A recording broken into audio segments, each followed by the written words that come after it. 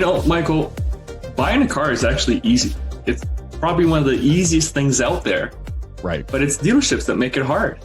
I understand this because I used to sell cars, and I can see the haters and the criticism that I'm going to get for speaking about this.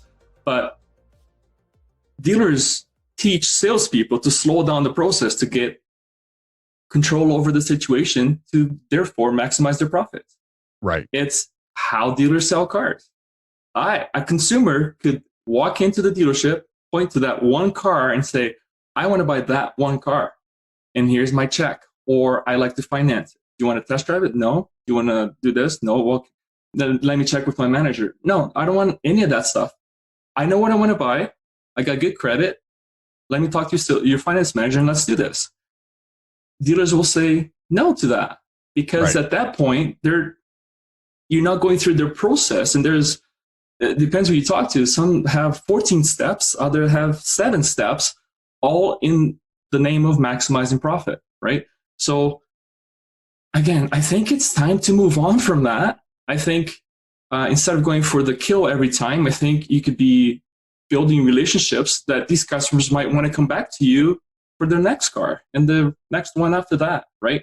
And I think if you don't change that mindset, you're not going to see that returning customer often. And that's one of the big problems I'm seeing anyway. Yeah, I mean, the holy grail, increase lifetime value of a customer.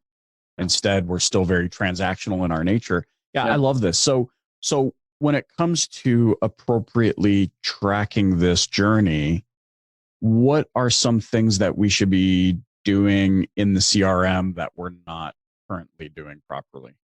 For one, you have to have a CRM. Almost common sense, right? But it's very apparent that a lot of dealers don't. Some dealers that I talk to are still using, a spreadsheet.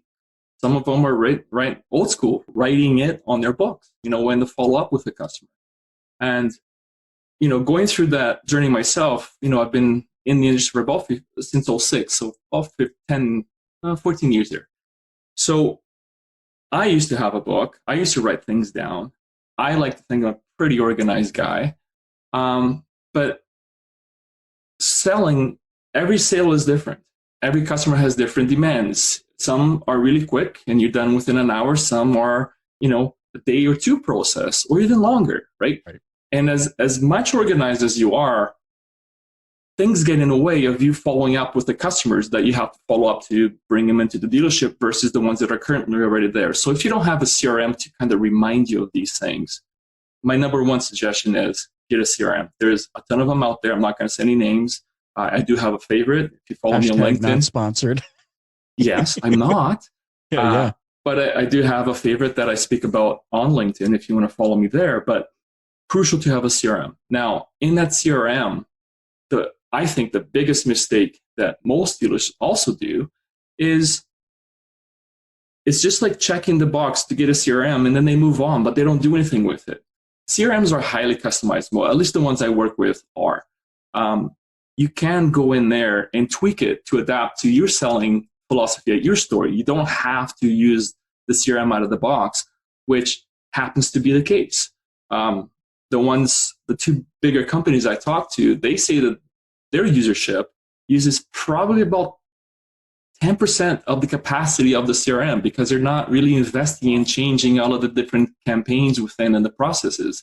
And I think that's a mistake because if you're just getting a CRM to check that box, does your dealership have a CRM? Yes.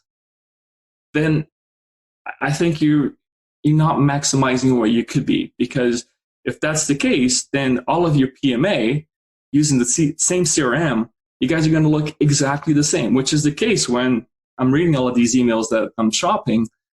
It would amazes me, well, not anymore, but you see the lines of emails coming back, all of them with the same greeting and all of them with the same line, same paragraph, because they haven't done anything to differentiate themselves from the competitors who using the same CRM. So again, in terms of what best practices I recommend is, find someone who gets it or rely on your account manager to kind of tweak it and adapt it to the unique selling philosophy that's at your dealership.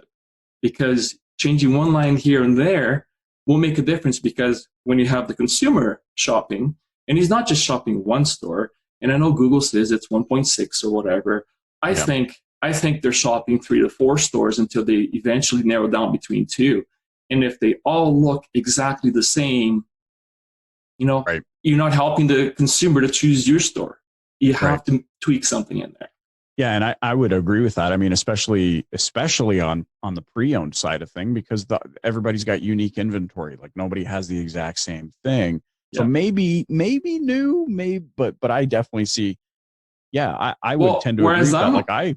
I'm the opposite there, Michael. Sorry, you pre-owned inventory being unique, right, is easier.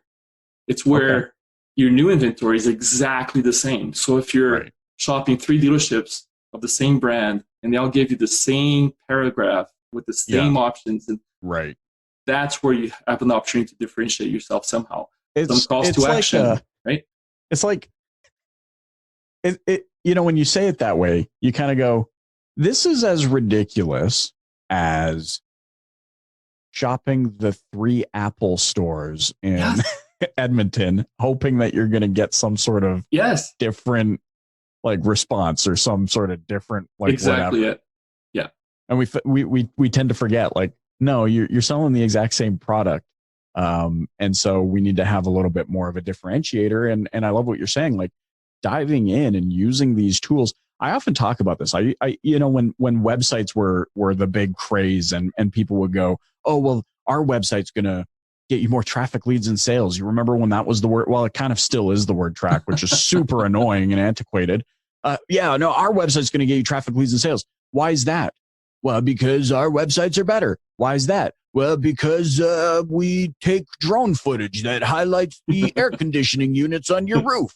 And it's okay. And to your point, guys, these are all just tools. Yeah. And I've said this before on the show, and I've even said it in our seminars that you've been to, your CRM, your website, all of these digital things that everyone says are going to, lasso the sun, the moon, and the stars for you just because you have it. Wrong. It's no different than buying the most expensive hammer at home. Here's a better example. It's how you talked me out of almost buying the most expensive pots and pans, because you're like, bro, if you're not a good cook, then it doesn't matter what you have. Sorry. I think that's exactly what I said. Yeah, it's true. I'm a hobbyist enthusiast at best, but I wouldn't say I'm, chef worthy. But and that kind of that hit me. I was like, this is exactly the philosophy of what I teach. Why would I buy the most expensive thing that promises to do something when it's still so largely dependent on, like you said, sales philosophy, adapting this and actually using it. It's scary to think that 10% or that these tools are being used to 10% of their capacity.